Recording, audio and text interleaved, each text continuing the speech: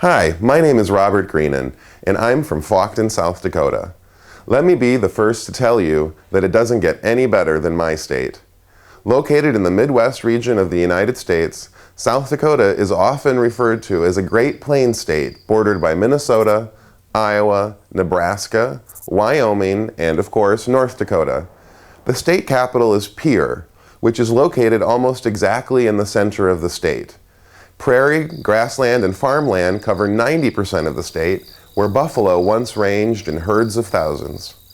The name Dakota comes from the American Indian tribes Lakota and Dakota Sioux. Dakota is the Sioux word for friends or allies. Even before we were a state, the Great Plains of South Dakota was at one point a territory, acquired in the Louisiana Purchase in 1803. It was not until 1 year later that the first American settlement was established at Fort Pierre by the Lewis and Clark expedition. South Dakota has been home to many well-known historical figures, such as Wild Bill Hickok, Calamity Jane, Sitting Bull, and General George Custer. South Dakota has a lot of nicknames. The official one, however, is the Mount Rushmore state, and it even appears on the South Dakota state flag.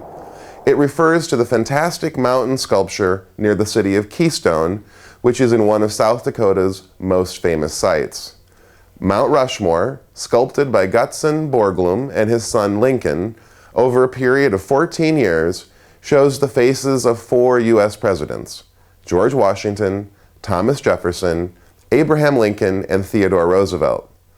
Construction began in 1927, although it would still take another 14 years for the project to be completed. Today, this national landmark attracts 2 million visitors, making it a hot commodity for South Dakota's tourism.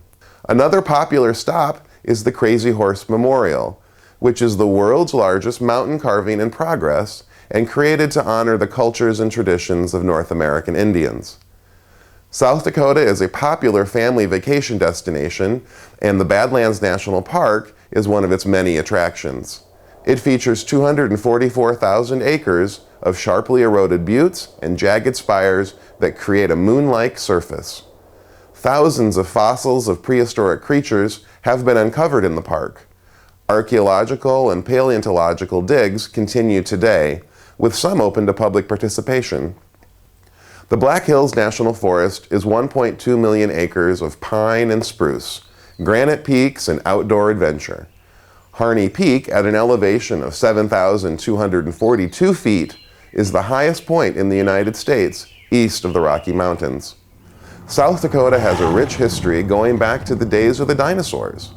One of the most complete T-Rex skeletons was found in South Dakota, and the largest collection of Columbian woolly mammoth fossils are still being unearthed at the Mammoth Site in Hot Springs in the southern Black Hills.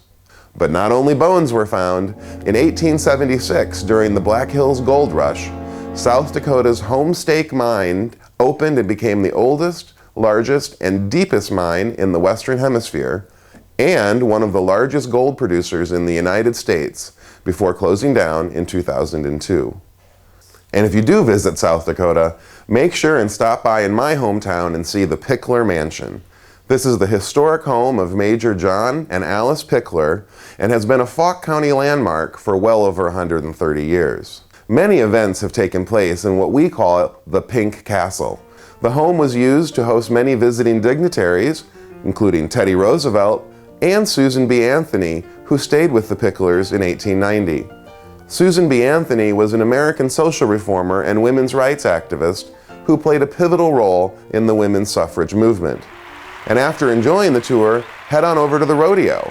I bet you didn't know that the rodeo is South Dakota's state sport. So come on down to my beloved state of South Dakota. We will be expecting you.